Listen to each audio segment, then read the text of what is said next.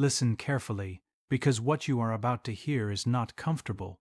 It is not meant to inspire you in the shallow way the world teaches inspiration. It is meant to confront you, to unsettle you, to awaken something buried deep within you.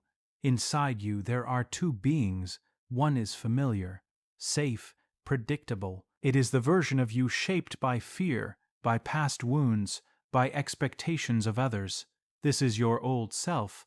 And the other is dangerous. It is powerful, undefined, and waiting. It is everything you could become, but have been too afraid to face. And here lies the brutal truth. You cannot become great unless you are willing to destroy who you currently are. Listen closely, because this is where most illusions collapse.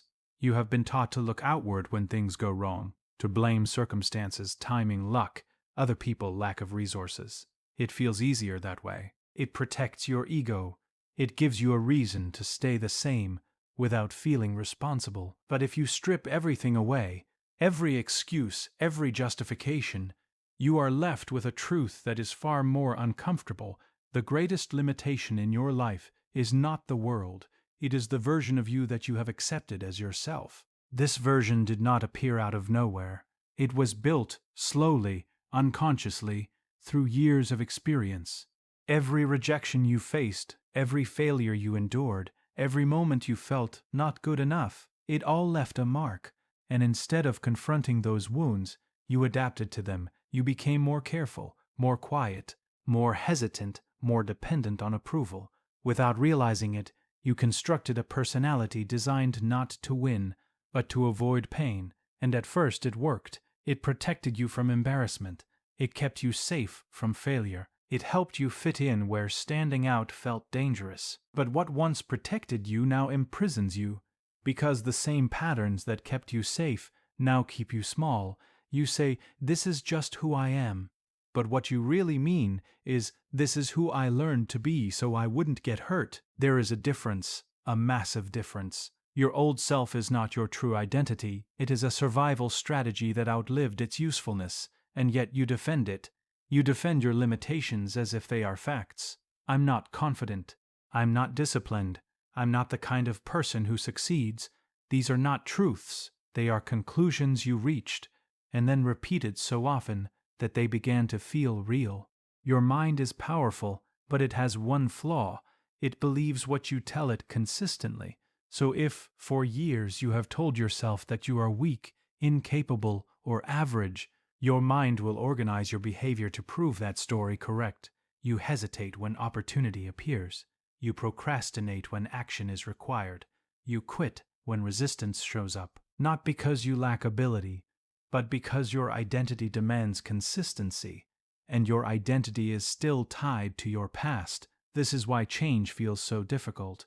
It is not just about changing habits. It is about challenging the very image you hold of yourself, and the mind resists that more than anything, because to change your identity feels like a kind of death. It feels like losing something familiar, even if that familiar thing is limiting, painful, and small. So you stay where you are, not because you want to, but because your old self feels safer than the unknown. You cling to patterns that frustrate you. You repeat behaviors that hold you back. You tolerate a life that is far below your potential, all because, deep down, you have accepted a version of yourself that is incomplete. And here is the most dangerous part. You are not even aware of how much this old self controls you. It speaks in subtle ways. It tells you, "Don't try, you might fail. Stay quiet, you might be judged. Wait for the right moment, be realistic." But what it really means is, stay the same, stay safe, do not evolve. And every time you listen, you reinforce the prison, you strengthen the identity that is holding you back. Understand this clearly. Your potential is not limited by your abilities. It is limited by your willingness to let go of who you currently believe you are. Because as long as you are attached to your old self, you will unconsciously sabotage any attempt to grow beyond it. You cannot think like your old self and expect a new life. You cannot act like your old self and expect greatness. You cannot hold on to your old identity and step into a new reality. It doesn't work. The old self will always pull you back to what is familiar. That is why people make progress and then lose it, why they start strong and then fade, why they dream big but settle for less. It is not lack of motivation, it is identity conflict. One part of them wants to grow, the other part is committed to staying the same, and the part that wins is the one you have fed the longest. Right now, your old self is strong because you have spent years reinforcing it through your thoughts, through your habits, through your excuses. So if you truly want to become great, you must do something radical. You must stop protecting this version of yourself, stop defending your limitations, stop explaining why you can't, stop identifying with your weaknesses. Instead, you must begin to see your old self for what it truly is, a temporary construct, a learned behavior, a pattern, not a destiny. And once you see that clearly, something shifts, because if it was learned, it can be unlearned. If it was built, it can be dismantled, but only if you are willing to face the discomfort of letting it go. Because your old self will not disappear quietly. It will resist, it will doubt, it will fear, it will try to pull you back into familiar patterns, and in those moments, you will feel tension, internal conflict. That is the sign you are on the edge of transformation. That is the moment where most people retreat. But that is also the moment where greatness begins. Because every time you act against your old identity, you weaken it. Every time you choose discipline over comfort, courage over fear, action over hesitation, you create distance between who you were and who you are becoming. And slowly, something powerful happens. The old self begins to lose its grip, its voice becomes quieter, its control becomes weaker, and in its place, a new identity starts to emerge, not instantly, not perfectly, but undeniably. And that is where true transformation begins, not when your circumstances change, but when you finally realize growth is a word people like to romanticize. They imagine it as something gentle, something inspiring, something that feels like progress every step of the way. But real growth is not gentle, it is not comfortable, it is not clean, and it is never painless. Real growth is destruction, not of your potential, but of everything within you that stands in the way of it. You have been conditioned to believe that you can simply add success to your current life, add better habits, add discipline, add confidence. But what you fail to understand is this. There are parts of you that cannot come with you to the next level. They are incompatible with the person you are trying to become, and as long as they exist, they will sabotage you. So growth does not begin with addition. It begins with elimination.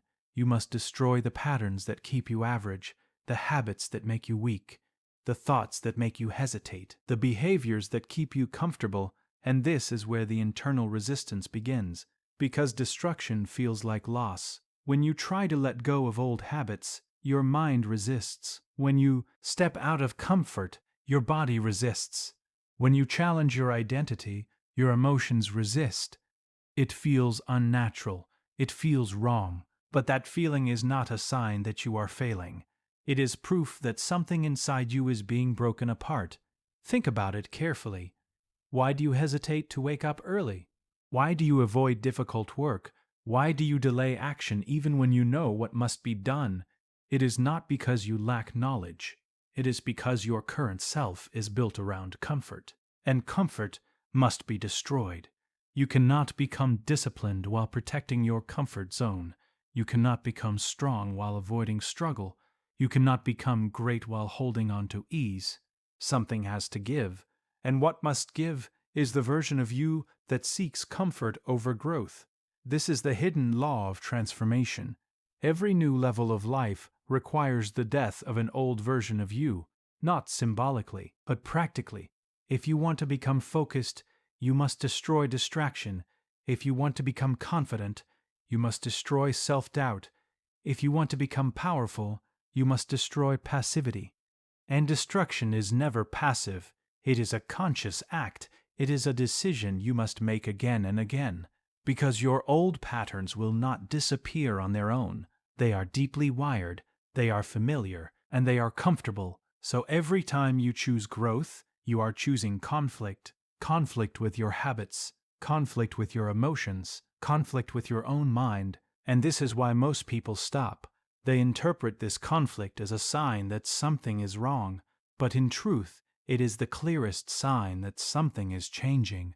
Because if there is no resistance, there is no transformation. If it feels easy, you are not evolving.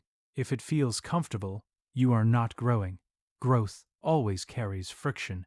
It feels like breaking. It feels like losing control. It feels like stepping into uncertainty without guarantees. And the mind hates uncertainty. It craves stability, even if that stability is limiting. Even if that stability keeps you stuck. So it will try to convince you to stop. It will tell you, take it easy. You deserve a break. This is too much. You can do it later. But what it is really saying is, do not destroy the current version of yourself, because your identity is trying to survive, even if that identity is the very thing holding you back.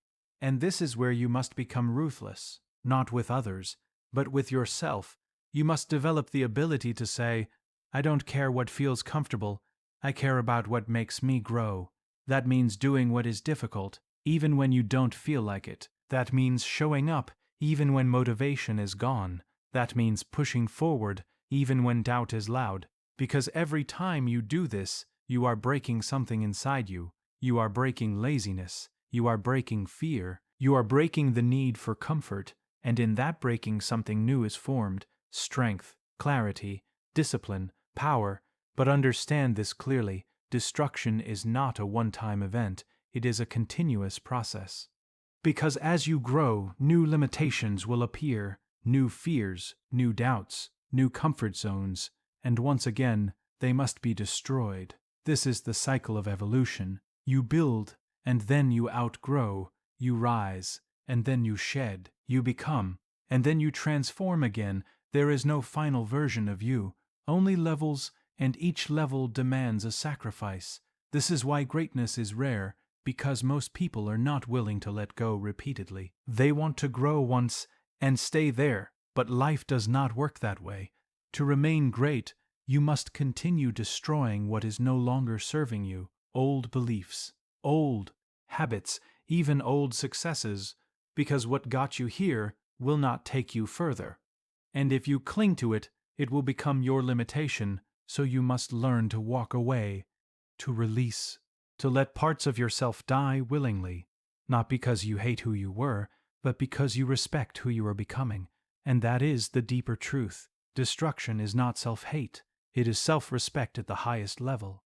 It is the refusal to remain small. It is the courage to say, I am willing to lose who I am, to become who I am meant to be. And once you understand this, everything changes.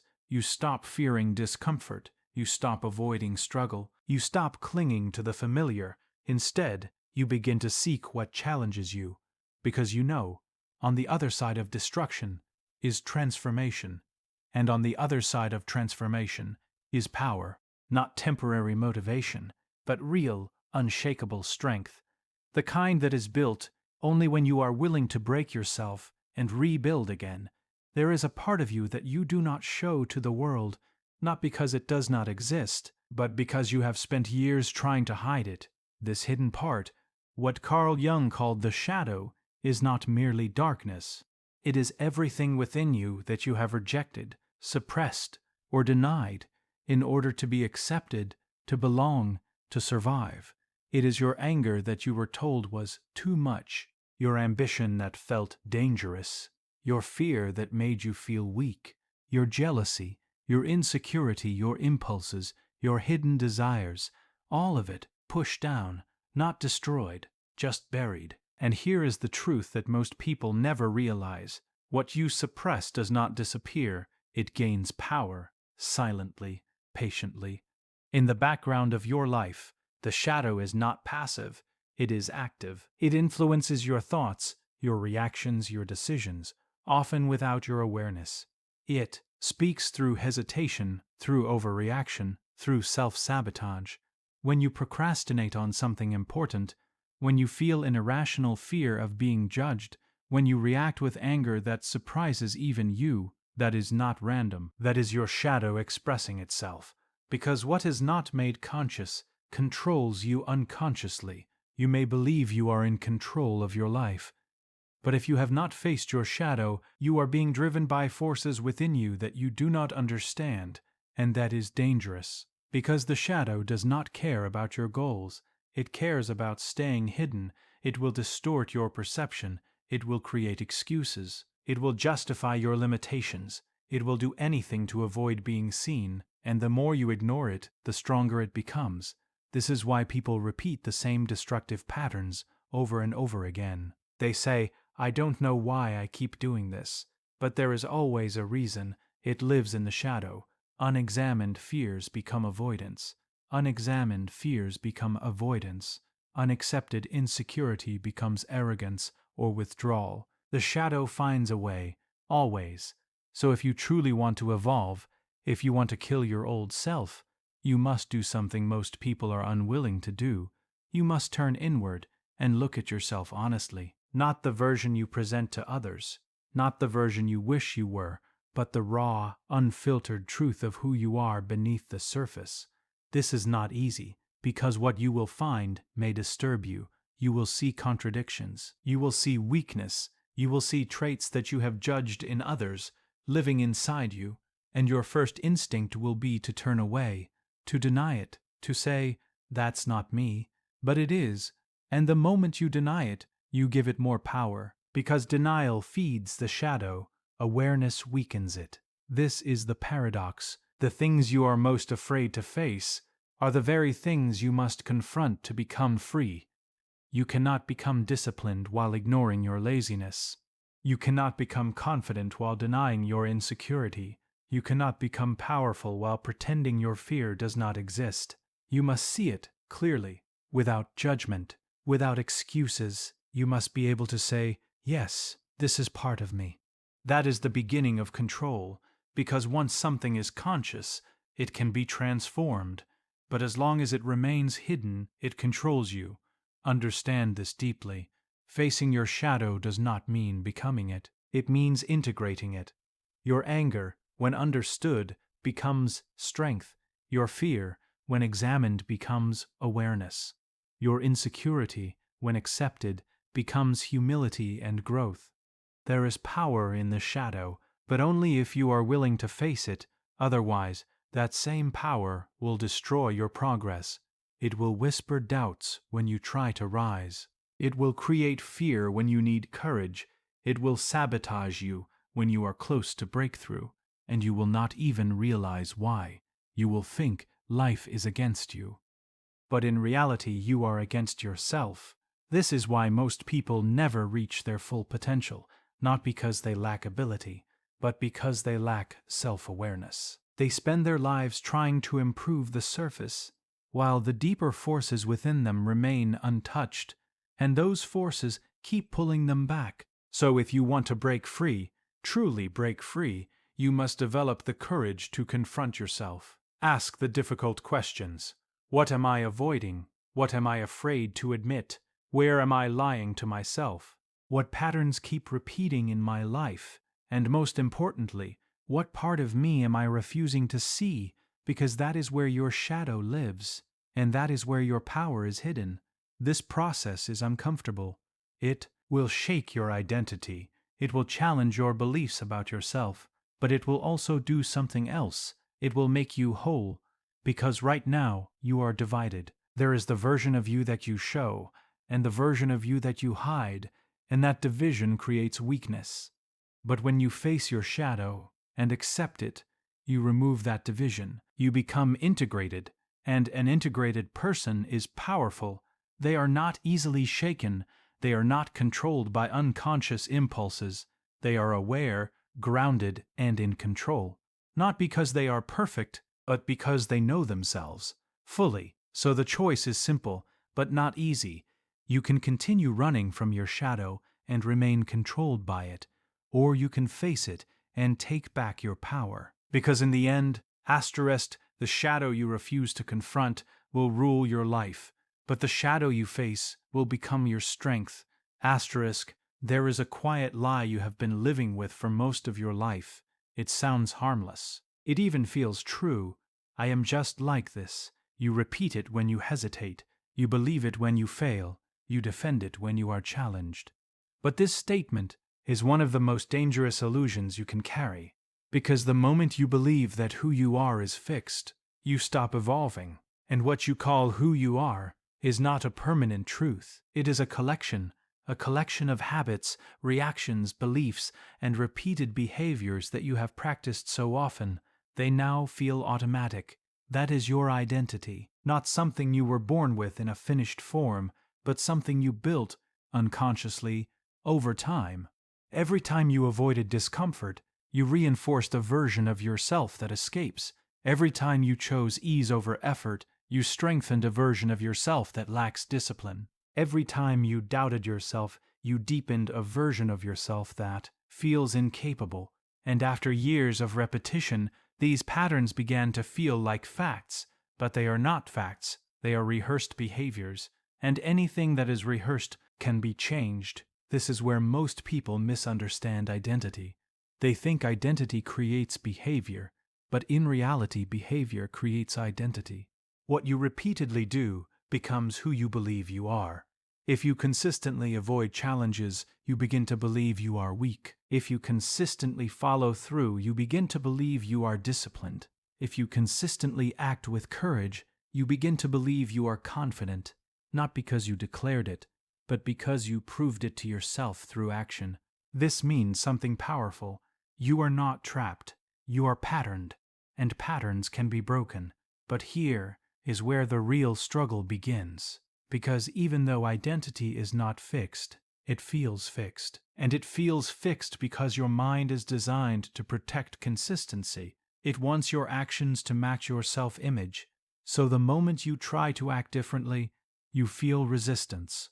You decide to wake up early, but your mind pulls you back. You decide to be disciplined, but distractions suddenly feel stronger. You decide to be confident, but doubt becomes louder. This is not coincidence. This is identity defending itself. Your old self is trying to survive. Because from a psychological level, changing who you are feels like losing control. It feels like stepping into the unknown, and the unknown is uncomfortable. So your mind whispers, "This isn't you. You can't keep this up. You'll go back to how you were." And if you listen, you will.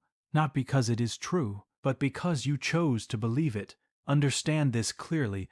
Identity is not something you discover. It is something you decide and then reinforce. The person you want to become already exists. A possibility within you, but possibility is not enough. You must choose it, deliberately, ruthlessly, without waiting for permission or confidence, because confidence does not come before action. It comes after repeated proof. You do not feel like a disciplined person and then become disciplined. You act disciplined, again and again, until your mind accepts it as your new identity. This is why waiting to feel ready keeps you stuck, because your current identity will never feel ready to become something different. It will always prefer what is familiar. So the only way forward is to act before you feel aligned, to move before you feel confident, to decide before you feel certain. And this requires something most people avoid: responsibility. Because if identity is a choice, then you can no longer blame your past. You can no longer say, "This is how I was raised. This is what I've been through. This is just my personality." Those things may have shaped you, but they do not define you unless you allow them to. You always have the ability to choose differently, not once, but repeatedly, until the choice becomes natural. This is how identity shifts, not in one dramatic moment, but through consistent contradiction of your old self. Every time you act against your Pravichnyi pattern, you weaken it. Every time you choose growth over comfort, you rewrite it. Every time you follow through despite resistance, you replace it. And slowly, the identity begins to change. The things that once felt difficult become normal. The behaviors that once felt forced become automatic. The person you once admired becomes who you are. But there is a cost. There is always a cost. Because choosing a new identity means letting go of the old one, and the old one is familiar, it is comfortable, it is safe, even if it limits you. So there will be moments where you feel torn, moments where your old habits call you back, moments where your new path feels unnatural. That tension is the space where transformation happens, and in those moments you must remind yourself you are not your past patterns, you are your present decisions. Who you are is not defined by what you have been. It is defined by what you repeatedly choose to do now. That is your power, not talent, not luck, not circumstances, choice. And most people underestimate how powerful that is, because choice, when repeated consistently, becomes identity, and identity shapes your entire life. So if you want to become great, you must stop asking, "Who am I?" and start asking, "Who am I choosing to become through my actions?" Because that question puts the control back in your hands. It removes the illusion of limitation and replaces it with responsibility, a heavy responsibility, but also a freeing one, because it means no matter where you are right now, no matter how far you feel from your potential, you are not stuck. You are one decision away from change, and then another, and then another, and then another, and then another, until one day you look at yourself and realize you are no longer the person you used to be. Not because fate changed you, but because you chose to change and refused to stop. There comes a moment in every true transformation, a moment that no one prepares you for. It is not the beginning, where motivation is high and everything feels possible. And it is not the end, where strength, clarity, and confidence have taken form. It is the middle, the uncertain, disorienting, uncomfortable middle, where you are no longer who you used to be, but not yet who you are becoming. This is the phase of rebirth, and it is painful, more painful than most expect, because when people think of growth, they imagine gaining something, success, confidence, clarity. But what they do not realize is that before you gain anything new, you must lose something old, and loss, even when necessary, does not feel good. You begin to let go of old habits, and suddenly life feels unfamiliar. The routines that once defined your days no longer fit.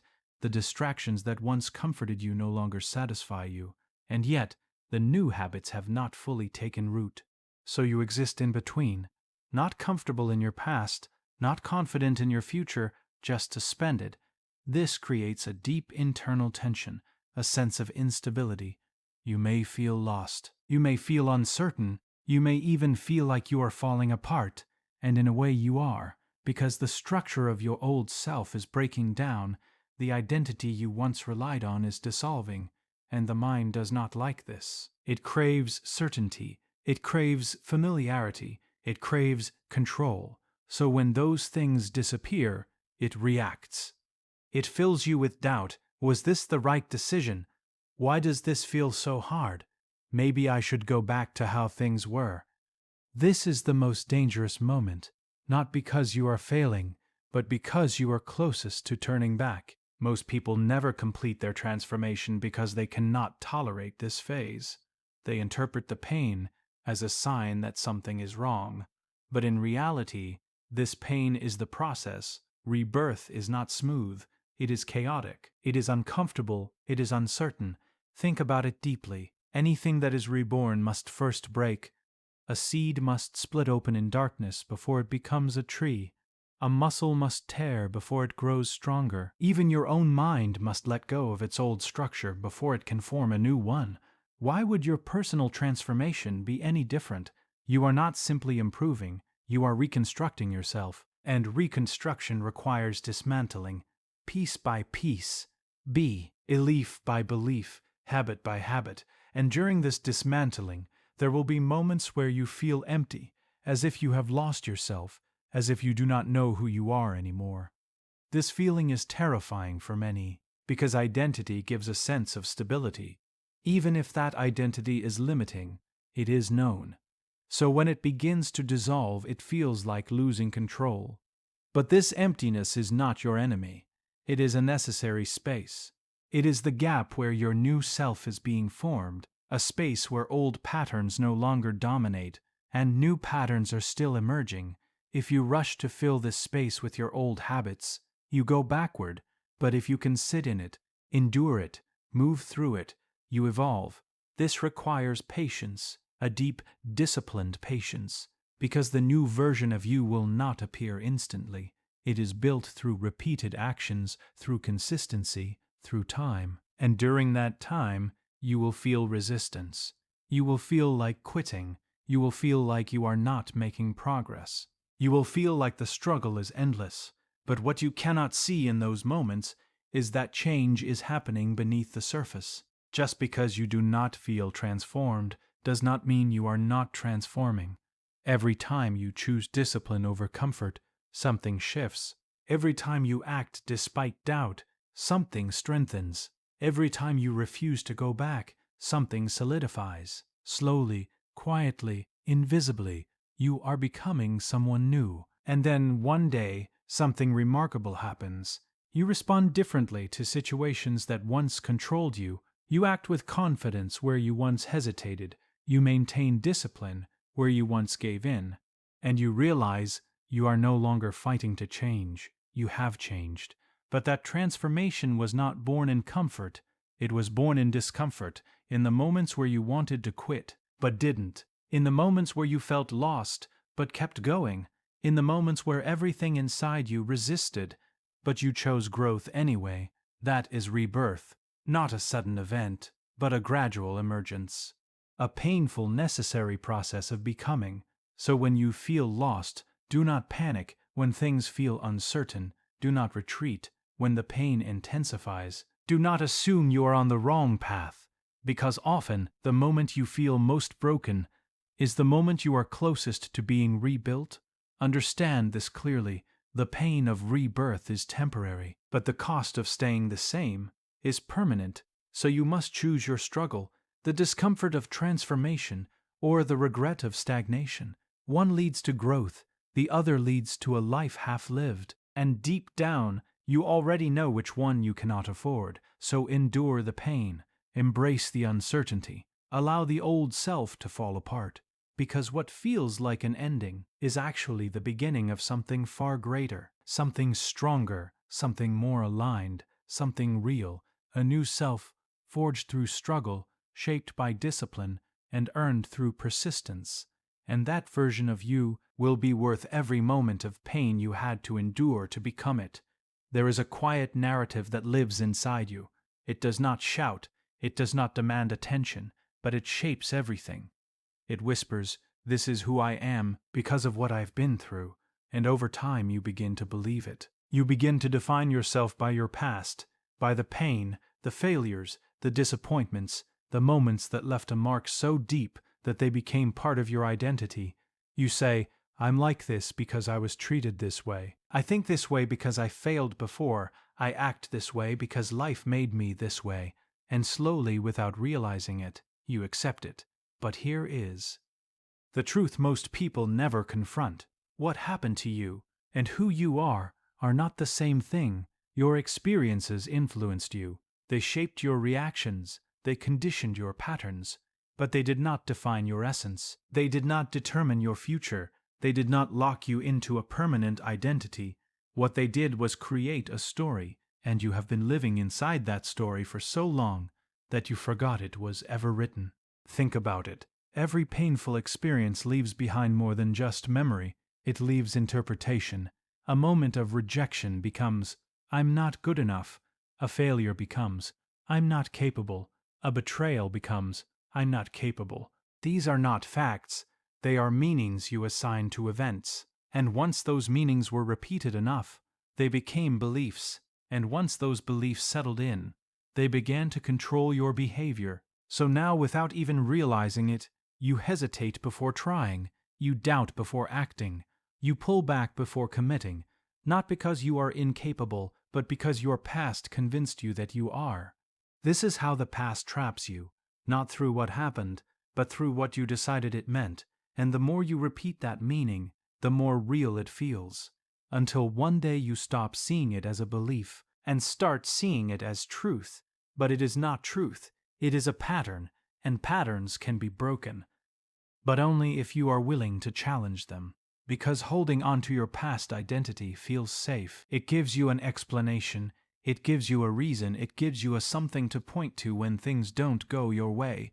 It protects you from responsibility, because if your past defines you, then you don't have to change. You can say, "This is just how I am," and stay there. But if you accept that your past does not define you, then everything changes, because now your life is no longer determined by what happened. It is determined by what you choose next, and that is both empowering and uncomfortable, because it removes the excuse, it removes the justification, it places the responsibility back in your hands, and responsibility is heavy. It means you can no longer blame your past for your present. It means you must confront your patterns, your reactions, your decisions. It means you must ask yourself, am I continuing this cycle? Or am I ready to break it? Because every time you act based on your past conditioning, you reinforce it, you keep the story alive, you keep the identity intact. But every time you act differently, every time you challenge the belief, step forward despite fear, choose growth instead of retreat, you begin to rewrite the story, and at first it will feel unnatural, because your mind is used to the old narrative. It will resist, it will remind you of past failures, it will bring back old emotions. It will try to convince you that nothing has changed. But something has. You have. Because the moment you become aware that you are not your past, you create distance from it. And in that distance, there is freedom. Freedom to choose differently. Freedom to act differently. Freedom to become someone new. Understand this deeply. Your past is a chapter, not the entire book. And yet most people live as if that chapter is all that exists. They replay it, they relive it, they reinforce it, until it becomes their identity. But you are not limited to one chapter. You can write new ones. You can redefine the meaning of what happened. You can decide that your struggles made you stronger, not weaker. That your failures taught you, not limited you. That your pain shaped your awareness, not your identity. This is the shift.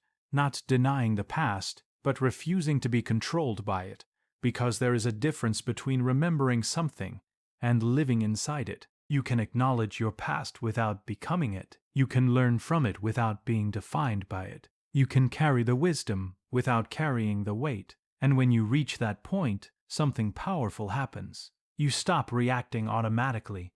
You start choosing consciously. You stop seeing yourself as a product of circumstances and start seeing yourself as the creator of your future. And that is where true transformation begins. Not when your past disappears, but when it loses its power over you, because in the end, you are not what happened to you. You are what you choose to become. Despite it, there is a quiet danger that lives in your everyday life, a danger so subtle that most people never even notice it. It does not shout, it does not force itself upon you. It creeps in slowly day by day, hour by hour, and yet it is one of the most powerful enemies of greatness you will ever face. It is comfort. Comfort is seductive. It feels good. It feels safe. It tells you that staying where you are is enough. It whispers, don't push too hard, don't risk too much, don't challenge yourself today. You can try tomorrow, and you listen because it feels easy, it feels natural. It feels like peace, but this peace is an illusion, because comfort does not lead to growth, it does not lead to excellence, it does not lead to greatness, it leads to stagnation. It slowly conditions you to accept less than your potential. It teaches you that ease is more important than challenge, that security is more valuable than progress. It wraps you in the warm blanket of familiarity, convincing you that nothing needs to change, and over time, that nothing needs to change becomes the prison of your life.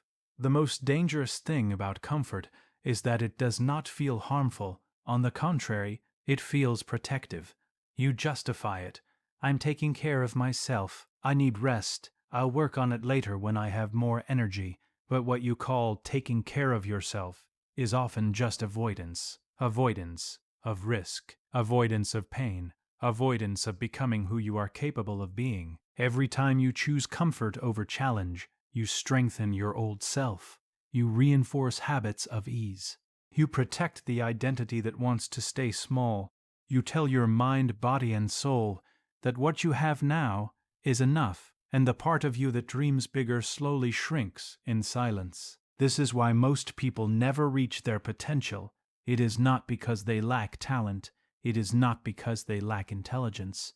It is because comfort has seduced them into mediocrity. It has made them addicted to the illusion of safety, and the longer they remain in that addiction, the harder it is to break free. The problem is that comfort is not a single act, it is a lifestyle. It is the daily choice to do the easy thing instead of the difficult thing. It is the repeated decision to postpone. It is the habit of avoiding the tension and discomfort that true transformation demands. And just like any addiction, it grows stronger the longer you indulge it. You begin to fear the unknown. You begin to distrust the challenge. You begin to cling to what you already know, even if what you already know is holding you back. You may convince yourself that you are content. You may even tell others that you are satisfied. But inside there is a quiet stagnation, a subtle erosion of ambition and courage. And here is the cruel irony. The very comfort you believe is protecting you is, in fact, killing the version of you that could become great. It is eroding your discipline, your resilience, your creativity, and your courage. It is making the extraordinary impossible simply by keeping you within the boundaries of the ordinary. The truth is simple and brutal. Growth is never comfortable. Strength is never comfortable. Transformation is never comfortable. The tension, the pain, the fear you avoid by staying in comfort are exactly the forces you need to build yourself into someone remarkable. Without that tension, there is no stretching, no expansion, no evolution. Every step outside your comfort zone feels risky. Every challenge feels uncertain. Every moment of discipline feels hard. But that difficulty is a signal, not a barrier. It is the guidepost pointing you toward growth. The deeper the resistance, the more your comfort zone is trying to hold you back, and the greater the reward on the other side.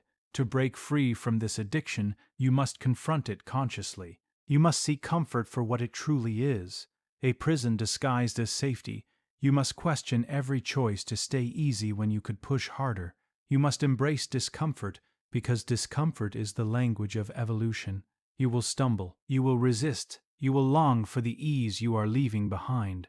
But every time you step into discomfort, you weaken the hold of comfort. Every time you act against ease, you strengthen your courage. Every time you choose challenge over the familiar, you expand the boundaries of your identity. And here is the final truth. Comfort is not the enemy of happiness. It is the enemy of greatness. It is the silent, invisible force that keeps ordinary people ordinary. If you want to become extraordinary, you must become allergic to comfort. You must seek challenge like oxygen. You must train yourself to move toward tension, toward resistance, toward difficulty, because the only way to become truly alive, truly capable, and truly free is to destroy the addiction to comfort once and for all. Comfort is safe. Growth is dangerous, but the danger is exactly what will make you powerful. And the question you must ask yourself every day is simple. Am I living for comfort, or am I living for the greatness I know I am capable of? Your mind is not your ally, at least not by default. It is a clever, persuasive, and subtle architect of your limitations. It whispers truths, half-truths, and lies in such a way that you rarely notice them for what they are. You think you are thinking clearly. You think you are making rational choices, but much of what you consider reality is merely the reflection of your old self trying to survive. Your mind is trained to maintain the status quo. It will protect the version of you that is familiar, even if that version is weak, fearful, or unfulfilled. Every time you attempt to grow, your mind becomes a battlefield.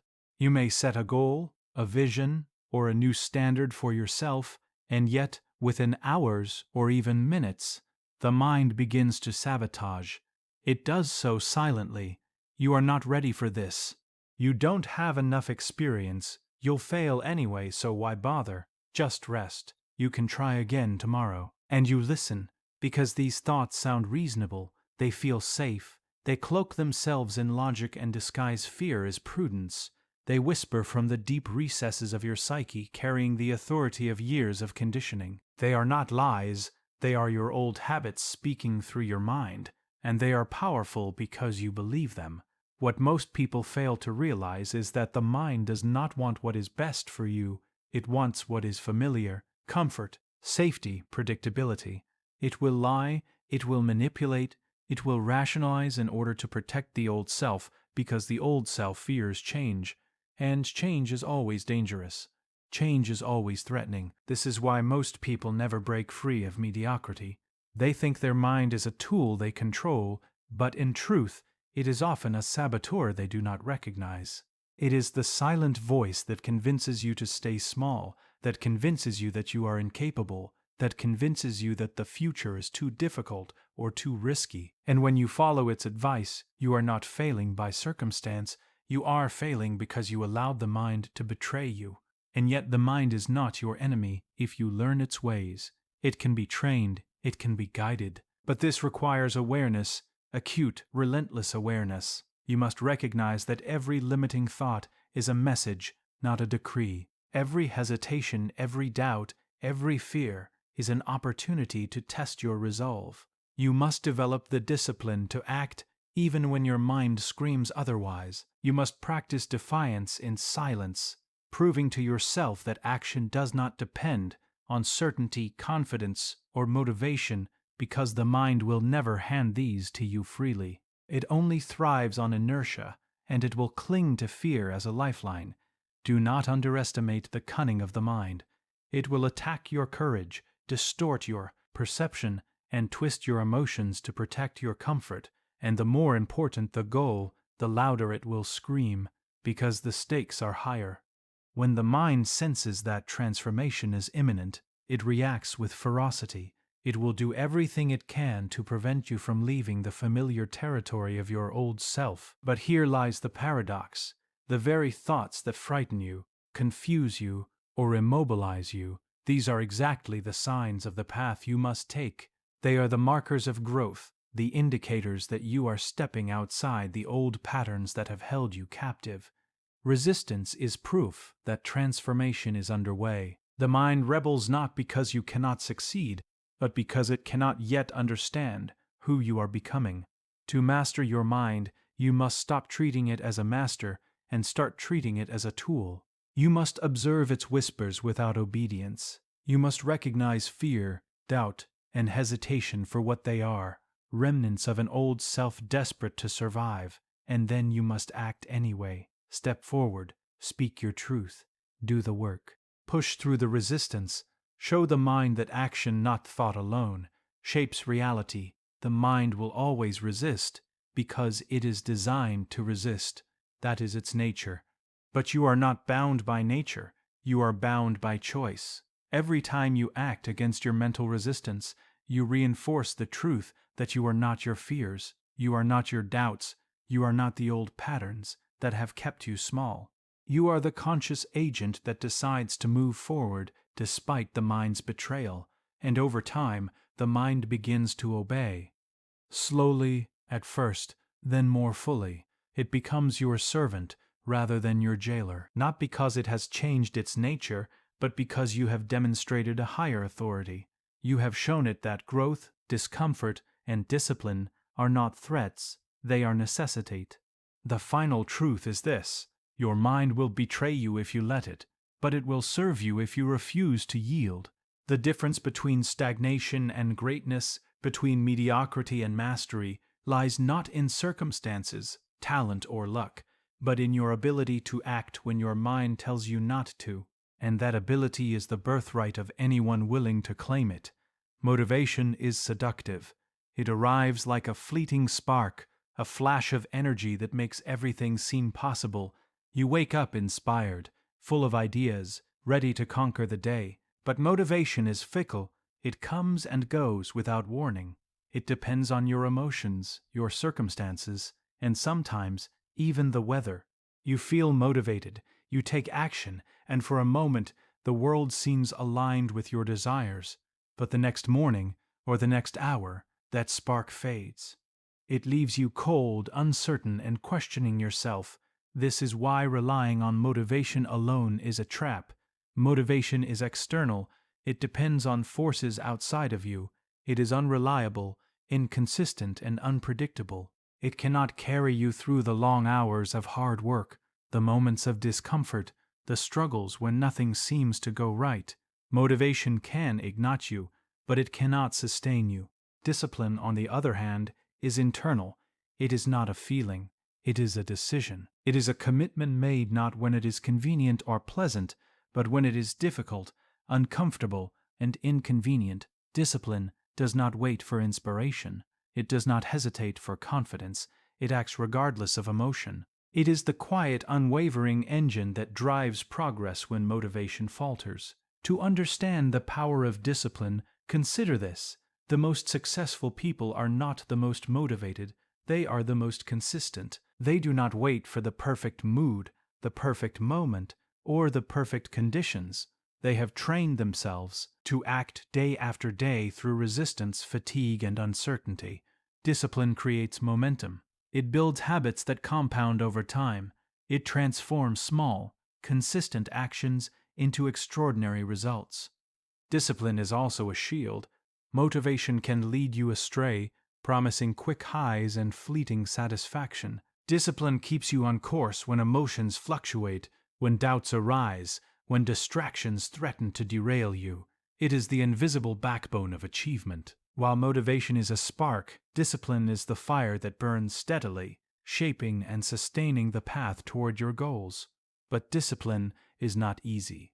It is not glamorous. It does not provide the thrill of instant results or the comfort of indulgence. It demands sacrifice, repetition, and often a willingness to endure discomfort without immediate reward. It requires that you prioritize long-term growth over short-term pleasure, that you choose the path that is necessary rather than the path that is easy. This is why so many fail. They wait for motivation to arrive, hoping for a push that never comes, instead of creating their own force through disciplined action. Discipline also strengthens character. Each act of self-control, each decision to act despite doubt, each moment you resist the pull of ease, reinforces your identity. You begin to see yourself not as someone who tries or hopes, but as someone who follows through, someone who persists, someone who is reliable, capable, and strong. Over time, discipline shapes not only your results, but your very sense of self. There is a profound truth here. Motivation can start the journey, but discipline completes it. Motivation inspires a few steps. Discipline carries you thousands. Motivation fades in adversity.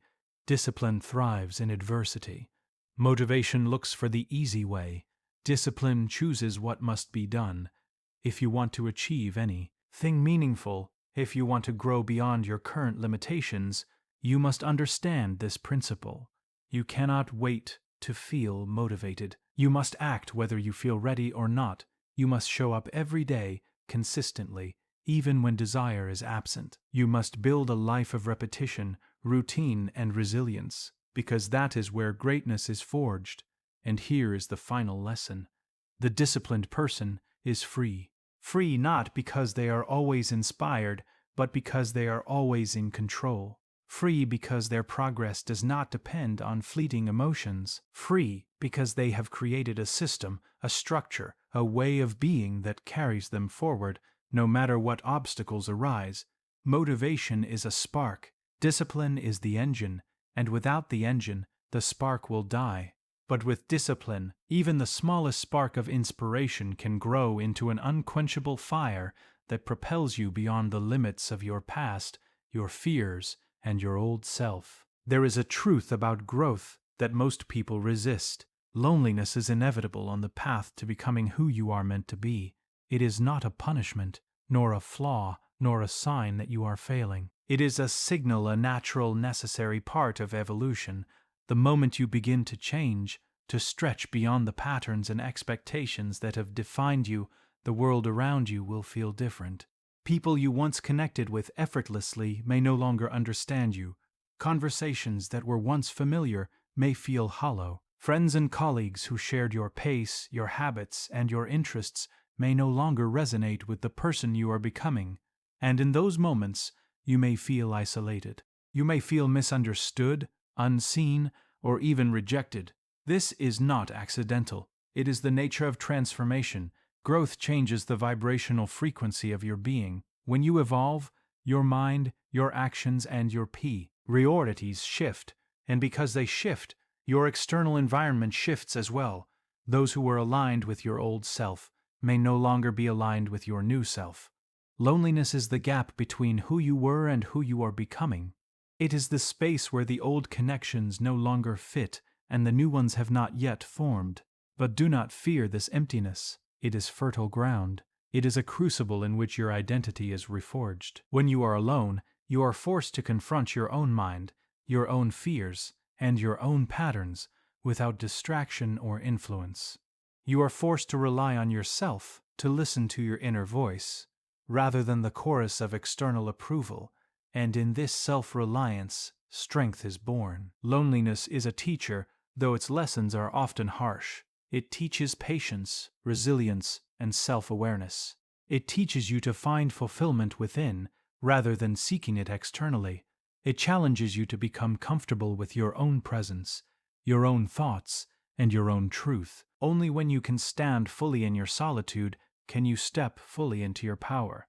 Consider this: every great mind, every innovator, every transformative soul has walked this path. They have experienced the isolation that comes with evolving beyond the ordinary. They have felt the separation from the familiar, the strain of being misunderstood, and the weight of being different. And yet it is in that very isolation that they discovered their unique vision, their strength, and their purpose. Loneliness forces you to confront your shadow without distraction. It forces you to ask the hard questions: who am I beyond the expectations of others? What do I truly desire? What fears am I hiding from? It is in this confrontation that growth deepens and transformation accelerates. But this path requires courage. It requires that you resist the pull of the comfortable, even when comfort takes the form of companionship or familiarity. It requires that you accept the temporary pain of solitude as an investment in your future self, because the truth is that staying surrounded by those who keep you small is more damaging than walking alone toward greatness. Over time, as you endure the solitude and continue your work of becoming, new connections will emerge. People who resonate with your evolved self will appear, those who understand, support, and challenge you in ways that align with your growth. But until that time, you must learn to walk alone, to thrive in your own presence, and to trust the process. Loneliness is not your enemy. It is the crucible of evolution. It strips away illusions, exposes your truth, and compels you to grow beyond dependence on external validation. It is painful, yes, but it is also sacred. Every moment of isolation, every silence, every stretch of solitude is shaping you into someone stronger, wiser, and more authentic than you could have been within the crowd. And when you embrace it fully, loneliness transforms from a burden into a badge of honor. It becomes a sign that you are moving forward, that you are leaving the old self behind, and that you are stepping into the rare space where true greatness is forged. The path of evolution is not crowded. It is solitary, demanding, and uncomfortable, but it is in that very solitude that the seeds of extraordinary transformation are planted. Embrace it, endure it, and let it teach you who you are truly capable of becoming. Fear is one of the most misunderstood forces within the human psyche. Most people see it as an enemy, something to avoid, something to suppress or escape from. They believe that courage is the absence of fear, that strength is the elimination of anxiety. But this is a lie, a convenient story that keeps people small. Fear is not an enemy. It is a compass. It is a guidepost. It is an indicator of where your growth, your evolution, and your transformation lie. Consider this: the moments in life that trigger the deepest fear are often the moments that matter most. The things that terrify you, the decisions you hesitate to make, the risks you avoid, the truths you refuse to speak. These are precisely the areas in which you are called to expand. Fear is not a signal that you are unsafe. It is a signal that you are standing on the threshold of becoming something greater. When you feel fear rising, it is not a sign to retreat. It is a sign to pay attention. Ask yourself, what is this fear trying to teach me? What is this discomfort pointing toward? Fear is a messenger, not a jailer. It points to the edges of your comfort zone, the boundaries of your old self, and the territories where potential resides. The danger is that most people interpret fear as a wall rather than a doorway. They see the trembling in their hands, the racing in their hearts, the tightening in their chest, and they assume it means stop.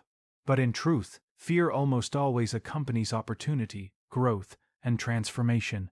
The intensity of the fear often reflects the magnitude of what lies on the other side.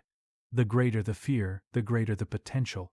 Fear is a test. It is the mind and body signaling that you are about to do something important, something meaningful, something that will reshape who you are, and like any test, it is meant to be faced, not avoided. Avoidance is the path of stagnation. Confrontation is the path of evolution. Every step you take toward fear is a step toward your authentic self. Every action taken despite fear strengthens your courage muscle. Every moment you act in defiance of what frightens you, you rewrite your internal narrative. You are not controlled by fear. You are guided by it. But to follow fear as a compass, you must first understand it. Fear is never random. It is never arbitrary. It arises from your values, your desires, and your potential. The things that matter most to you are precisely the things that frighten you. To feel fear is to be alive. To feel fear is to be on the verge of transformation, and yet few have the discipline to honor it as a guide rather than an obstacle. You must cultivate a relationship with your fear. Observe it without judgment, feel it fully without retreating, ask it what it is pointing toward, and then, with clarity and courage, step into it anyway. Fear will never vanish completely. It should not. If you were entirely fearless, it would mean you were stagnant, indifferent, or numb. Fear is a compass for those who still have the courage to grow, the desire to evolve, and the willingness to challenge themselves. Think of every person who has achieved greatness, who has reshaped themselves, who has transformed their lives.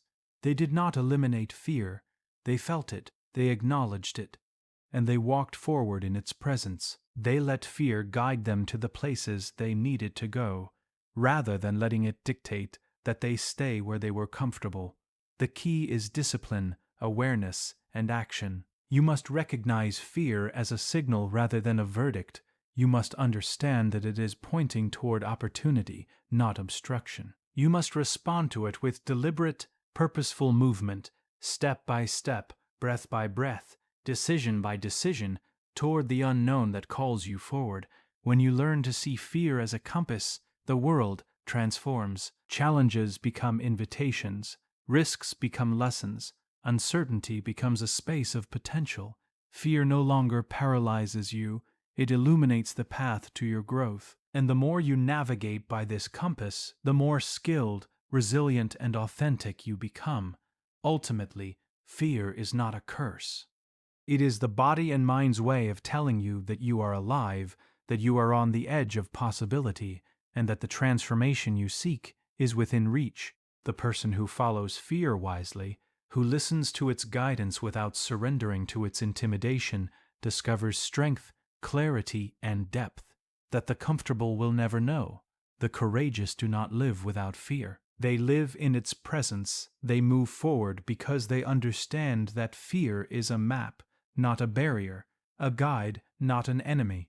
And the life you build by following fear's compass is a life of purpose, power, and true evolution. Growth is a lonely journey, and one of the most difficult lessons along that path is this: you must become comfortable with being misunderstood. It is a truth that most people resist because from an early age we are conditioned to seek approval, validation, and acceptance. We are taught that harmony is a virtue, that fitting in is safety, and that being questioned or criticized is a sign of failure. But when you begin to evolve, when you begin to move beyond the familiar confines of your old self, misunderstanding becomes inevitable.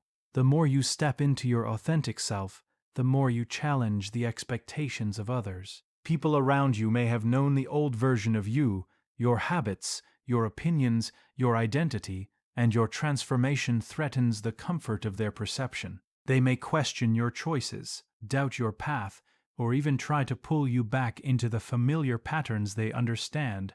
And when this happens, you will feel the weight of being alone in your vision, even among those you care about. Being misunderstood is not a punishment. It is a sign of progress. It is proof that you are venturing into new territory, that you are forging a path that has not been walked before. When people misunderstand you, it often means you are thinking differently, acting differently, and refusing to conform to mediocrity.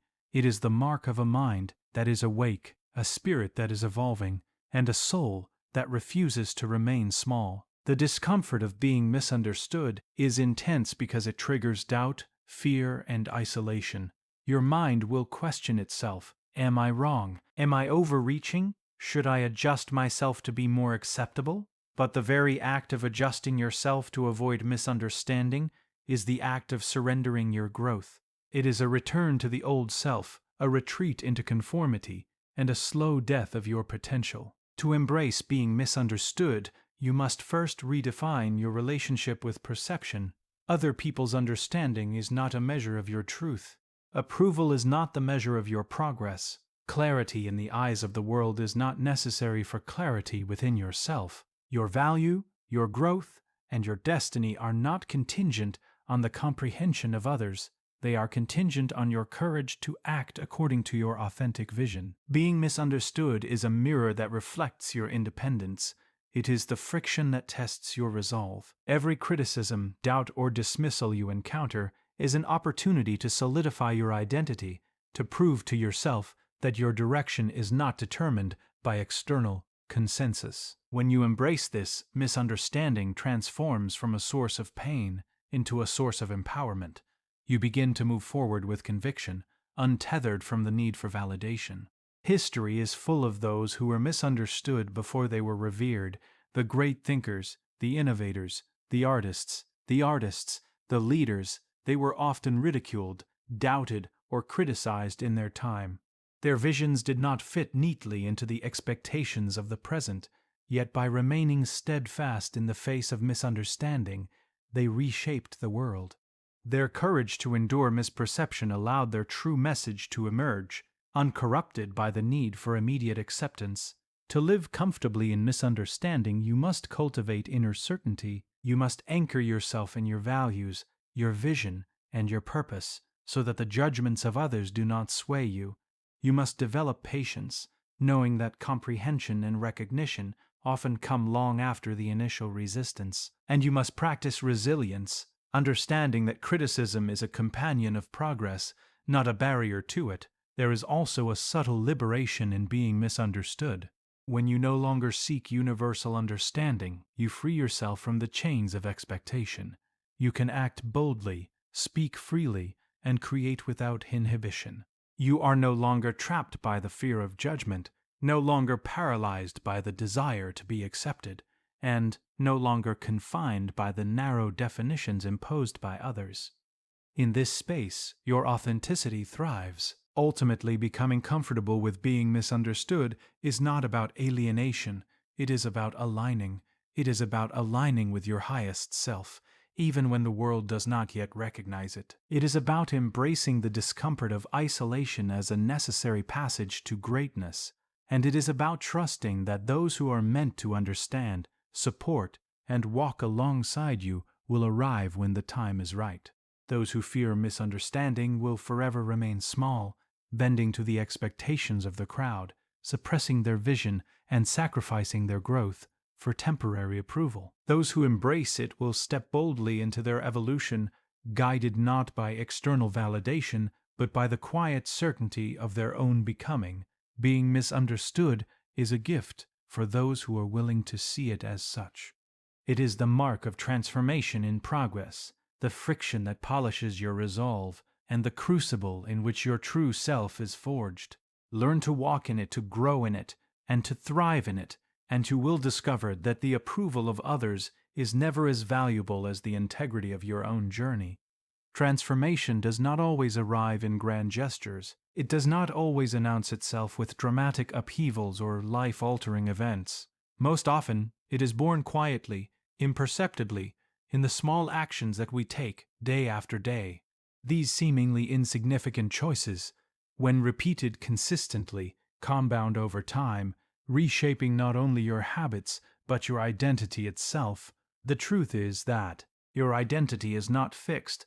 It is not a static reflection of who you have been. It is fluid, malleable, and continuously constructed by your actions, thoughts, and decisions. Every small choice you make sends a ripple through your psyche, reinforcing certain beliefs about yourself, your capabilities, and your potential. And the accumulation of these choices eventually defines who you are and who you become. Consider this: waking up 5 minutes earlier, speaking with honesty in a conversation you would normally avoid, choosing a healthy meal over convenience, practicing focus instead of distraction. Each of these actions is small, almost negligible in isolation. Yet repeated consistently, they alter your self-perception. They tell your subconscious mind, I am someone who values discipline. I am someone who chooses integrity. I am someone who takes responsibility for my life. Small actions are deceptively powerful because they operate beneath the level of conscious recognition. You may not feel transformed after one day, 1 week, or even 1 month. Change accumulates silently, often unnoticed, until one day you realize that you are no longer the person you once were. The habits you thought trivial have created a new baseline for your thoughts, behaviors, and self-expectations. Your identity has shifted without fanfare. The danger is that most people underestimate the power of small actions. They wait for a monumental event, a sudden insight, or a massive motivation to catalyze change, but transformation rarely arrives fully formed. It is a process, a layering, a building of small victories that together construct the architecture of your new self. Neglecting the small actions is neglecting the foundation. Without consistent, deliberate effort, your identity remains trapped in the patterns of your old self. Small actions also teach consistency and resilience. Each time you act deliberately, despite discomfort or doubt, you reinforce the truth that you are capable of shaping your reality. Every time you choose the path of discipline, honesty, courage, or growth, you signal to yourself that you are no longer a passive observer of life, but an active participant in your own evolution. It is important to recognize that identity shifts are cumulative, not instantaneous. The changes you make today may not feel significant, but their effects ripple outward. Your habits influence your thoughts influence your emotions, and your emotions influence your future decisions. The self you build with small, repeated actions eventually becomes automatic. You stop relying on willpower because your identity has shifted to align naturally with your goals and values. This is why attention to detail is critical. Every action, no matter how small, carries weight. Choosing patience instead of frustration, clarity instead of confusion, persistence instead of surrender, these choices shape the narrative of your self-concept. They determine whether you see yourself as capable, disciplined, and worthy, or limited, distracted, and powerless. Small actions also cultivate integrity. When your daily behaviors align with your values, you build a coherent sense of self. Your identity becomes congruent with your actions, reducing internal conflict and creating an inner authority that guides future decisions. This inner alignment is what allows transformation to persist even when external circumstances are chaotic or challenging. The most profound shifts often occur when small actions are compounded over time. 1 hour of focused learning each day transforms your knowledge. 1 moment of courage each week reshapes your confidence. 1 deliberate choice to embrace discomfort every day strengthens resilience. Individually, these actions seem minor, rare. Collectively, They become unstoppable forces of identity transformation. Transformation, then, is not about sudden revelations. It is about discipline, consistency, and attention to the small things that signal who you are becoming. It is about understanding that your present self is the product of countless small choices in the past, and your future self will be the product of countless small choices you make today. Ultimately, the message is clear. Greatness is not forged in extraordinary moments alone. It is forged in the repetition of small, deliberate actions. Each action shapes your self-image. Each choice reinforces your beliefs about what you are capable of. Each effort, no matter how minor it feels, constructs the architecture of your new self. You cannot wait for identity to change on its own. You must actively construct it, one choice at a time, one action at a time. Small actions create massive shifts, and in their accumulation, you will become someone unrecognizably stronger, wiser, and more capable than you ever thought possible. Transformation does not always arrive in grand gestures. It does not always announce itself with dramatic upheavals or life-altering events. Most often, it is born quietly, imperceptibly in the small actions that we take day after day. These seemingly insignificant choices, when repeated consistently, compound over time, reshaping not only your habits but your identity itself. The truth is that your identity is not fixed. It is not a static reflection of who you have been. It is fluid, malleable, and continuously constructed by your actions, thoughts, and decisions. Every small choice you make sends a ripple through your psyche, reinforcing certain beliefs about yourself, your capabilities, and your potential. And the accumulation of these choices eventually defines who you are and who you become. Consider this: waking up 5 minutes earlier, speaking with honesty in a conversation you would normally avoid, choosing a healthy meal over convenience, practicing focus instead of distraction. Each of these actions is small, almost negligible in isolation, yet repeated consistently, they alter your self-perception. They tell your subconscious mind, I am someone who values discipline. I am someone who chooses integrity. I am someone who takes responsibility for my life. Small actions are deceptively powerful because they operate beneath the level of conscious recognition. You may not feel transformed after one day, 1 week, or even 1 month. Change accumulates silently, often unnoticed, until one day you realize that you are no longer the person you once were. The habits you thought trivial have created a new baseline for your thoughts, behaviors, and self-expectations. Your identity has shifted without fanfare. The danger is that most people underestimate the power of small actions. They wait for a monumental event, a sudden insight, or a massive motivation to catalyze change, but transformation rarely arrives fully formed. It is a process, a layering, a building of small victories that together construct the architecture of your new self. Neglecting the small actions is neglecting the foundation. Without consistent, deliberate effort, your identity remains trapped in the patterns of your old self. Small actions also teach consistency and resilience. Each time you act deliberately, despite discomfort or doubt, you reinforce the truth that you are capable of shaping your reality. Every time you choose the path of discipline, honesty, courage, or growth, you signal to yourself that you are no longer a passive observer of life, but an active participant in your own evolution. It is important to recognize that identity shifts are cumulative, not instantaneous. The changes you make today may not feel significant, but their effects ripple outward. Your habits influence your thoughts influence your emotions, and your emotions influence your future decisions. The self you build with small, repeated actions eventually becomes automatic. You stop relying on willpower because your identity has shifted to align naturally with your goals and values. This is why attention to detail is critical. Every action, no matter how all carries weight. Choosing patience instead of frustration, clarity instead of confusion, persistence instead of surrender. These choices shape the narrative of your self-concept. They determine whether you see yourself as capable, disciplined, and worthy, or limited, distracted, and powerless. Small actions also cultivate integrity. When your daily behaviors align with your values, you build a coherent sense of self. Your identity becomes congruent with your actions, reducing internal conflict and creating an inner authority that guides future decisions.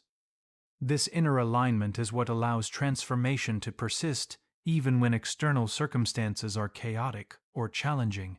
The most profound shifts often occur when small actions are compounded over time. 1 hour of focused learning each day transforms your knowledge. 1 moment of courage each week reshapes your confidence. 1 deliberate choice to embrace discomfort every day strengthens resilience. Individually, these actions seem minor. Collectively, they become unstoppable forces of identity transformation. Transformation, then, is not about sudden revelations. It is about discipline, consistency, and attention to the small things that signal who you are becoming. It is about understanding that your present self is the product of countless small choices in the past, and your future self will be the product of countless small choices you make today. Ultimately, the message is clear. Greatness is not forged in extraordinary moments alone. It is forged in the repetition of small, deliberate actions. Each action shapes your self-image. Each choice reinforces your beliefs about what you are capable of. Each effort, no matter how minor it feels, constructs the architecture of your new self. You cannot wait for identity to change on its own.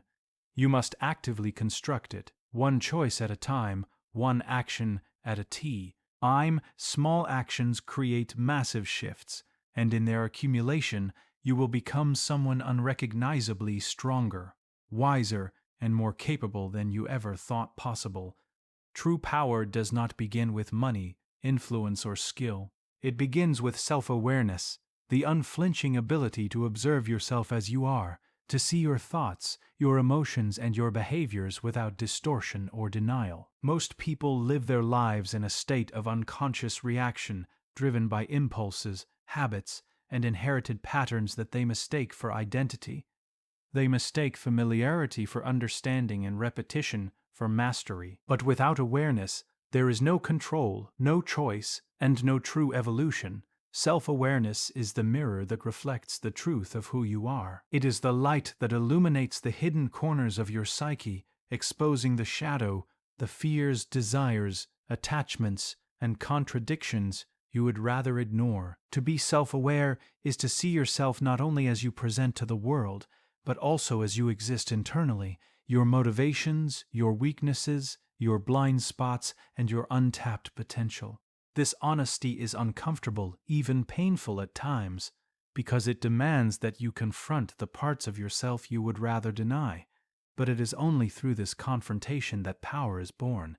Without self-awareness, action is blind. You may work hard, achieve goals, or acquire skills, but if you do not understand why you do what you do, if you do not recognize the impulses that guide you, your efforts remain reactive rather than intentional. You become a slave to habits, emotions, and external circumstances. Your potential is limited because you cannot harness your own mind. It governs you instead of the other way around. Self-awareness is also the precursor to freedom. When you observe yourself without judgment, you begin to disentangle your authentic from the influences of society, family, and past conditioning. You begin to understand which desires are truly yours, which fears are inherited, and which patterns no longer serve you. This clarity creates choice, and choice is the foundation of power. The more conscious your decisions, the more control you have over your destiny. The journey of self-awareness requires courage. You must be willing to face your contradictions. The moments when your actions betray your values, when your mind deceives you, or when your fears dictate your behavior. You must acknowledge your shadow without excuses, recognizing that the parts of yourself you dislike are not enemies but guides, signposts pointing to where transformation is most needed. Every time you confront these hidden aspects, you expand your understanding of yourself, and with understanding comes mastery. Self-awareness also amplifies the power of reflection. It allows you to learn from experiences rather than merely react to them. It enables you to see patterns, understand consequences, and predict outcomes.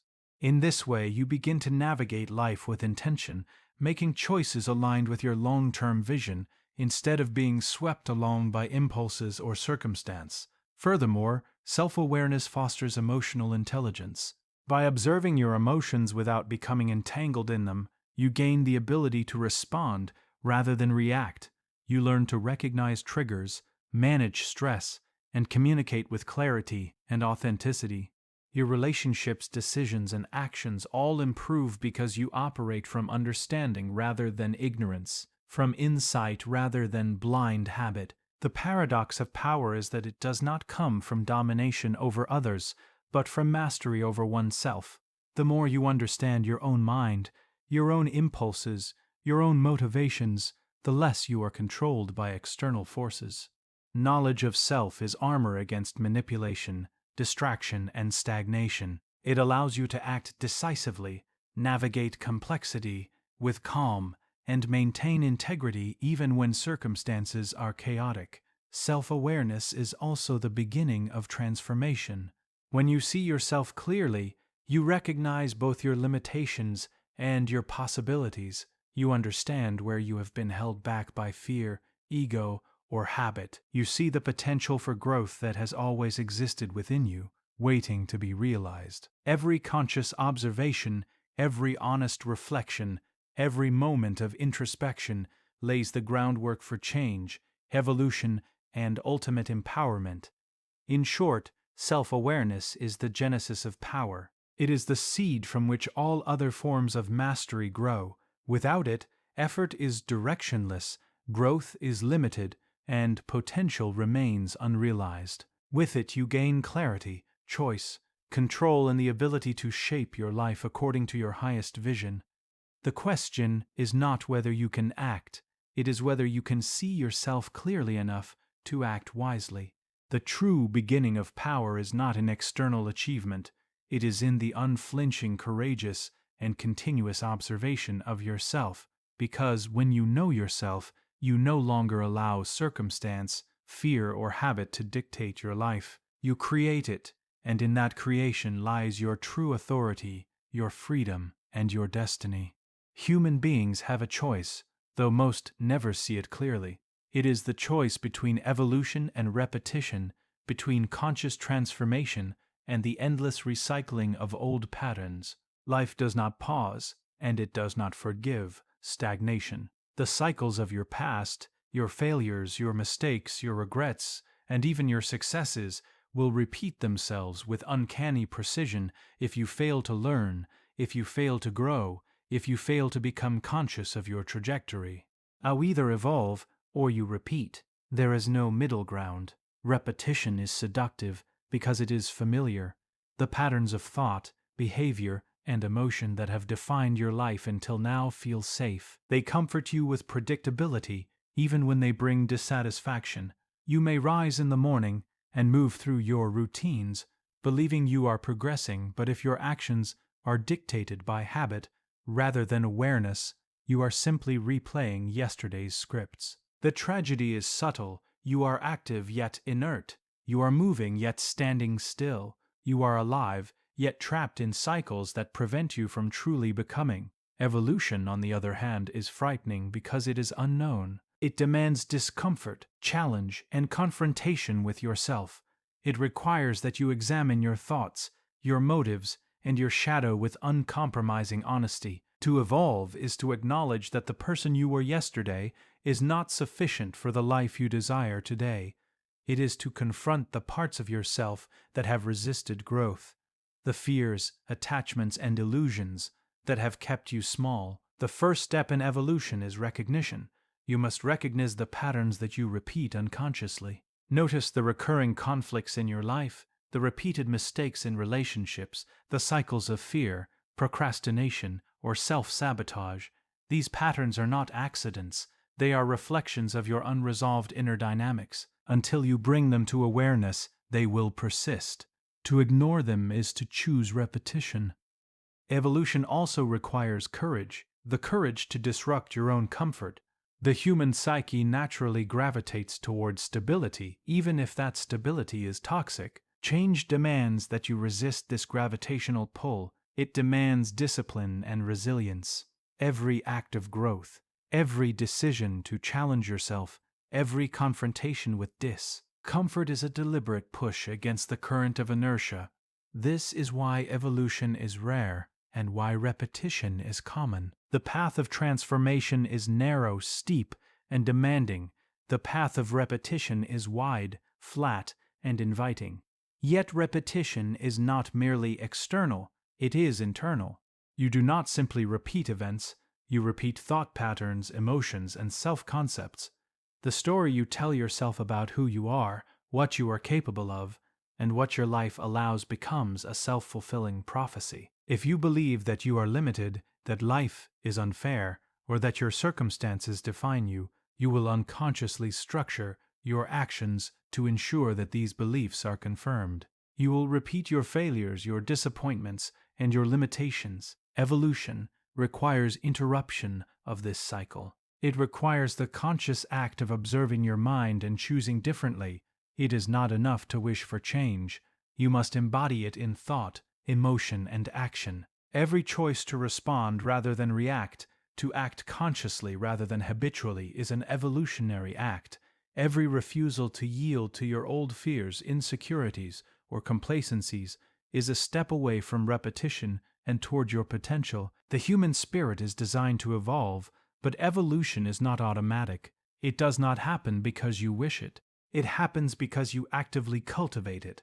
You must invest in self-reflection, discipline, and the relentless pursuit of knowledge about the world, about others, and about yourself. You must engage with your shadow, integrate its lessons, and transform its energy into insight and strength.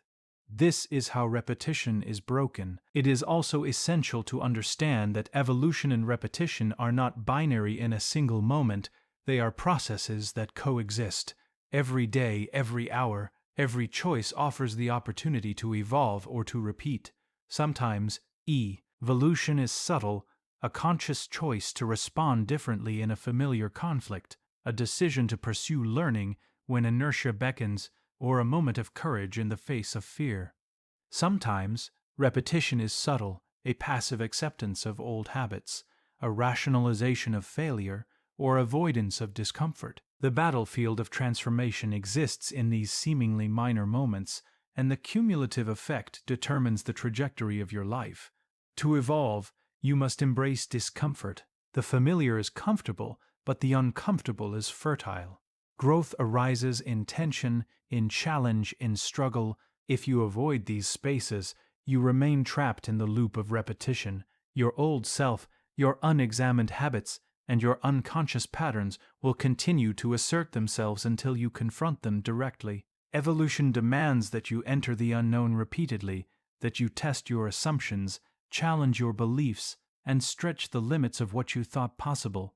Repetition is often disguised as stability, safety, or consistency. Evolution is often disguised as risk, chaos, or uncertainty. Those who do not recognize the difference live their lives in repetition, believing they are progressing, while the same challenges, failures, and limitations cycle endlessly. They are prisoners of time, caught in patterns that masquerade as reality, while evolution waits silently, offering freedom and power to those willing to claim it. The consequences of choosing repetition are profound. Without evolution, your potential remains dormant, your mind, body, and spirit stagnate. You experience life as a series of setbacks and frustrations, wondering why you cannot break through, never realizing that the obstacle was within, the unexamined self that repeats its own stories. Without evolution, your life becomes a mirror of your past, reflecting only what you already know, and the richness of possibility remains forever out of reach. Evolution is not linear.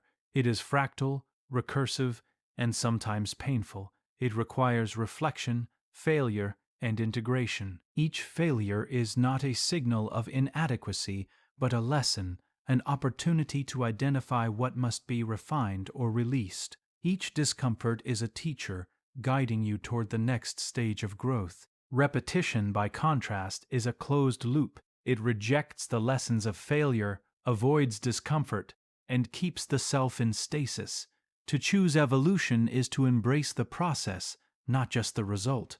Power lies in evolution. Freedom lies in evolution. Identity, purpose, and destiny are only accessible to those who actively choose growth over repetition. Life itself becomes the teacher, offering repeated lessons until they are understood. The wise understood, the wise understood, the wise understood. They watch their habits, emotions, and thoughts, and they choose, consciously and courageously, to evolve. Those who do not are destined to repeat over and over the same dramas, limitations, and disappointments. To evolve is to break the cycle. To evolve is to take responsibility for your inner world, to face the shadow, to disrupt the patterns that bind you, and to consciously construct the self that aligns with your highest potential. It is the ultimate act of courage, wisdom, and self-determination. Those who commit to evolution understand that life is not a series of random events. It is a series of opportunities for transformation, and only through conscious engagement with these opportunities can repetition be transcended. Human beings are creatures of habit, and the psychology of repetition governs much of our lives. We repeat not because the world demands it, but because our psyche craves familiarity. The mind seeks patterns, the heart seeks comfort, and the soul often clings to the familiar even when it's steady. Flees growth.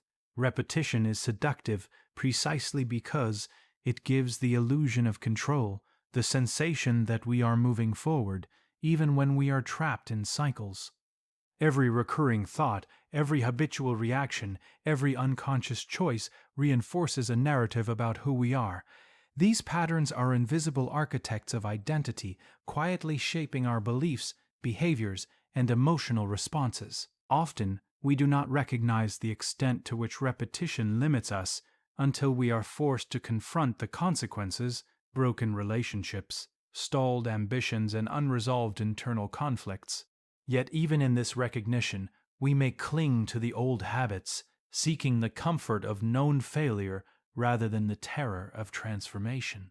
Habit forms the scaffolding of the self, and unless we consciously intervene, our repeated actions become the very cage that prevents us from evolving. To understand repetition is to understand the unconscious agreements we make with ourselves. Every repeated choice is a signal to the psyche. It affirms identity, validates fear, and reinforces inertia.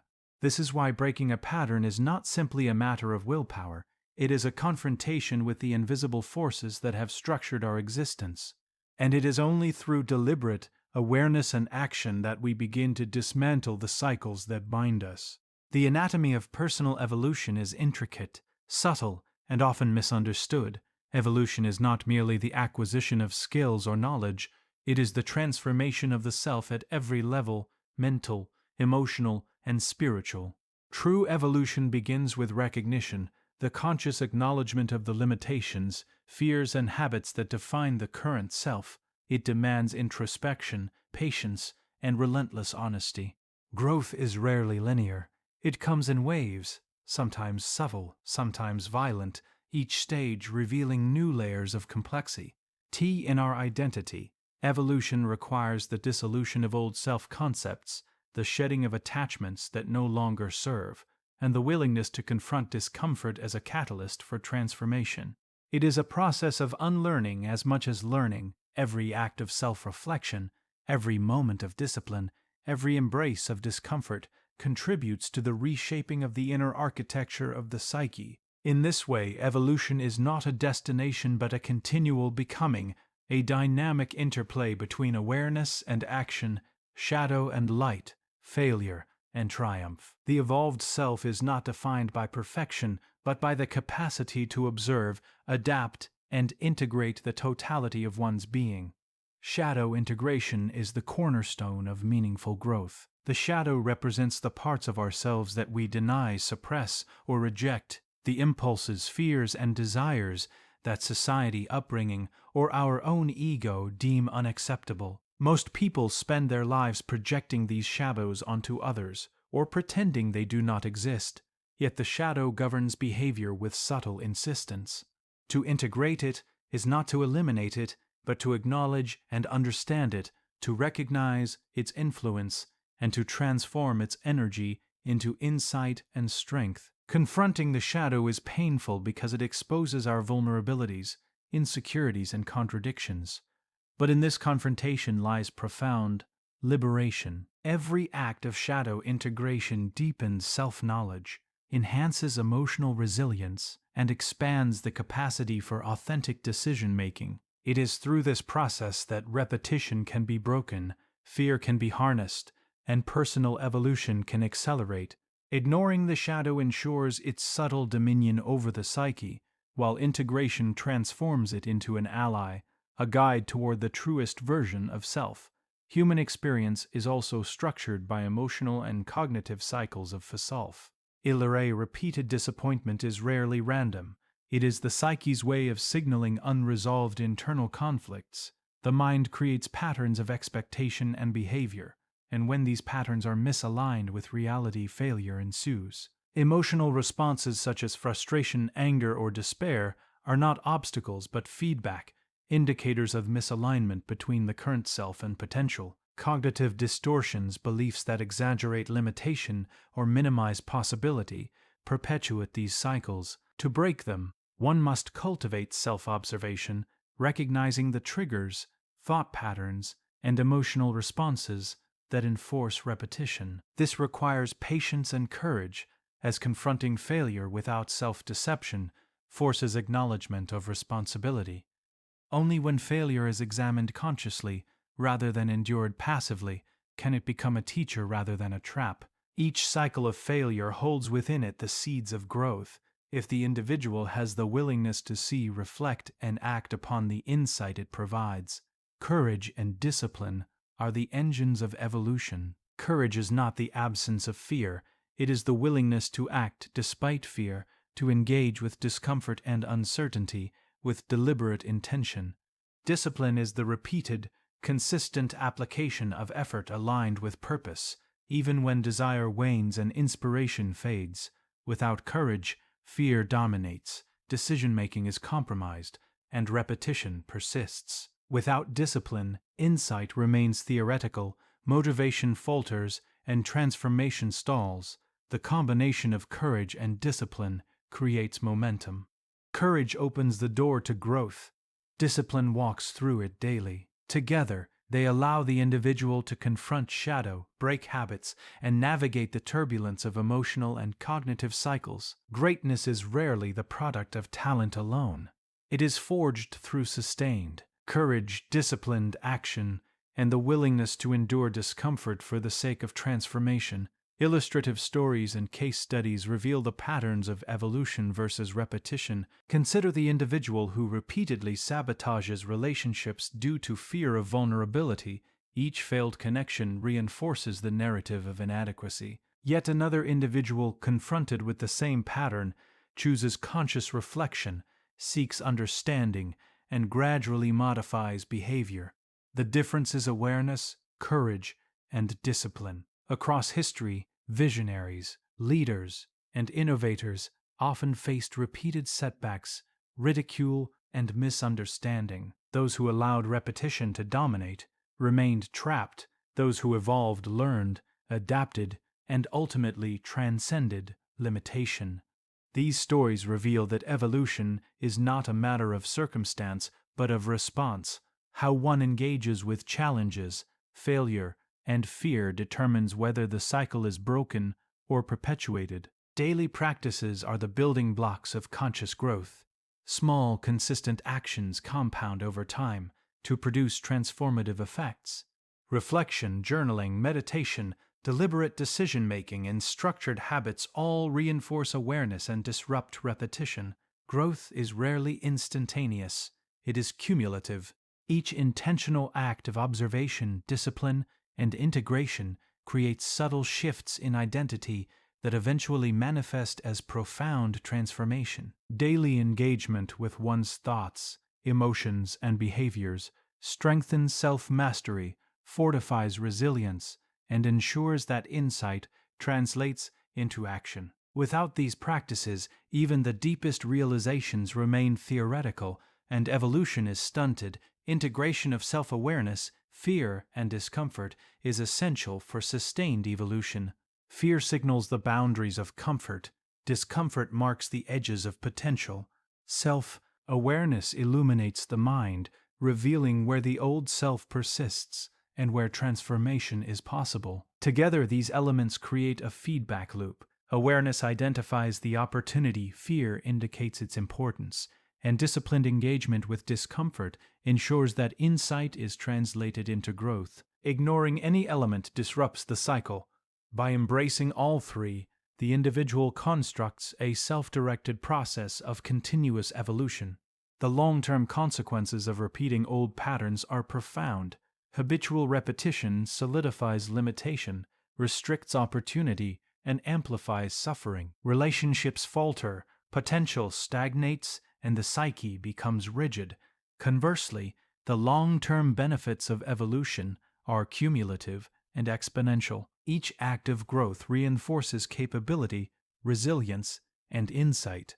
Over time, the individual develops mastery over thought, emotion, and behavior, and the trajectory of life shifts from passive endurance to active creation. Those who understand this principle move deliberately, knowing that each decision compounds into identity, and each action echoes into the future. Mastery, transformation, and sustained evolution represent the culmination of these processes. Mastery is not the attainment of perfection, but the ongoing capacity to direct oneself consciously.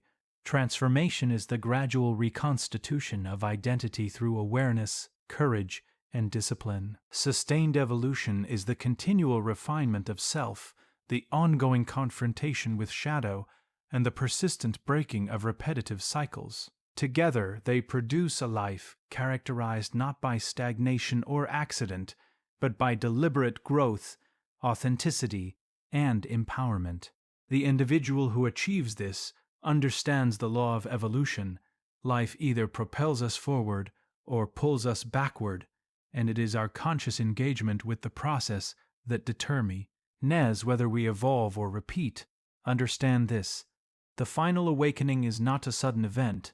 It is a culmination, a quiet eruption of consciousness that emerges only after the soul has been tested, the psyche has been examined, and the cycles of repetition have been confronted and transcended. It is the moment when the layers of illusion, habit, fear, and self-deception fall away, revealing the vast expanse of potential that has always existed within. The final awakening is not a reward for comfort or compliance. It is the inevitable consequence of relentless self-confrontation, courage, and conscious evolution. It is born from struggle, from discomfort, and from the refusal to remain small. To reach the final awakening, one must first endure the long apprenticeship of self-observation.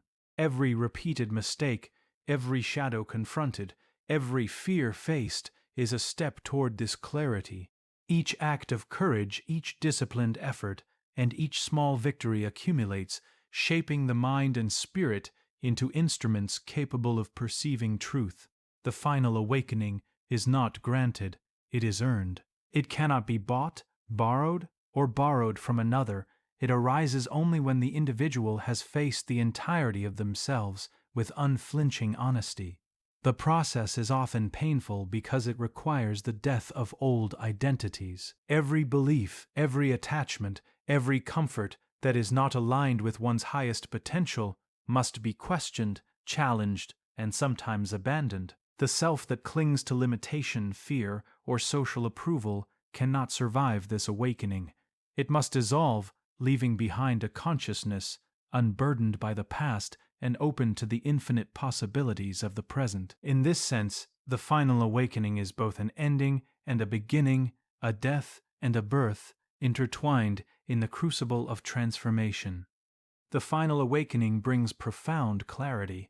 One begins to see the patterns of life as they truly are, the interconnections between thought, emotion, action, and consequence. One understands the subtle ways in which the mind constructs limitation, how the ego manufactures stories to protect itself, and how fear masquerades as guidance while actually obstructing growth. With this clarity comes power, not the power to dominate others, but the power to direct oneself consciously, to act with intentionality, and to navigate life from a place of deep awareness. Alongside clarity comes freedom. The final awakening frees the individual from the invisible chains of repetition, the compulsions of habit, and the tyranny of unexamined belief. One is no longer at the mercy of circumstance, opinion, or emotion. Instead, one becomes the author of their own life, capable of choosing responses rather than being enslaved by reactions. This freedom is not passive, it is an active engagement with the present, a constant choice to align thought, feeling, and action with the highest self. The final awakening also fosters profound empathy. When one has faced their shadow and embraced their imperfections, they recognize the same struggles in others. Compassion arises naturally, not from obligation or idealism, but from understanding. One sees that the suffering, fear, and ignorance in others are reflections of the universal human condition. This awareness allows for connection, guidance, and meaningful contribution without losing oneself in the process. Transformation at this stage is holistic. It is not limited to external success or superficial achievements. It is the integration of mind, body, and spirit, the alignment of intention with action, and the embodiment of truth in every facet of life. The awakened individual moves through the world with presence, purpose, and authenticity. Decisions are guided not by impulse or fear, but by a profound comprehension of self and reality. Life ceases to be a series of reactions and becomes a deliberate creation. Yet, the final awakening is not static. It is a dynamic state, a living process. The individual remains vigilant, knowing that complacency can invite repetition back into the psyche. Awareness, courage, discipline, and shadow integration must be continually practiced. The awakening is not a destination, but a continual renewal, a perpetual dialogue between consciousness and the depths of the self. In this there is humility, for one recognizes that there is always more to explore, more to understand, and more to evolve. Ultimately, the final awakening is the realization that life is not a series of coincidences or random events. It is a reflection of consciousness, a mirror of the self, and a canvas upon which evolution is painted with each decision, action, and reflection. To awaken is to step fully into responsibility for one's own existence, to embrace both the light and shadow within, and to engage with life as an opportunity for growth, mastery, and authentic being. This awakening is the culmination of all efforts, the victories over fear, the integration of shadow, the discipline in daily action, and the courage to face oneself. It is the moment when one sees clearly. To evolve is not optional, to repeat is not fate, and the power to shape life has always rested within. The final awakening is not the end of the journey, it is the entrance into true mastery, the threshold where conscious evolution becomes the natural rhythm of existence, and the individual walks in alignment with the vast potential of their being, fully awake, fully alive, and fully free. Greatness is not given, it is carved through the destruction of who you used to be. You must become someone who does what is uncomfort. Table faces what is painful, accepts what is true, not occasionally, but consistently. Your old self will beg you to stay, it will whisper comfort, it will offer excuses. Do not listen, because every day you keep your old self alive, you kill the person you were meant to become. So now, the question is not, do you want to be great? The real question is, are you willing to let your old self die? Because only then, only in that psychological death, will you finally be reborn into something powerful, something unstoppable, something great. Thanks for watching.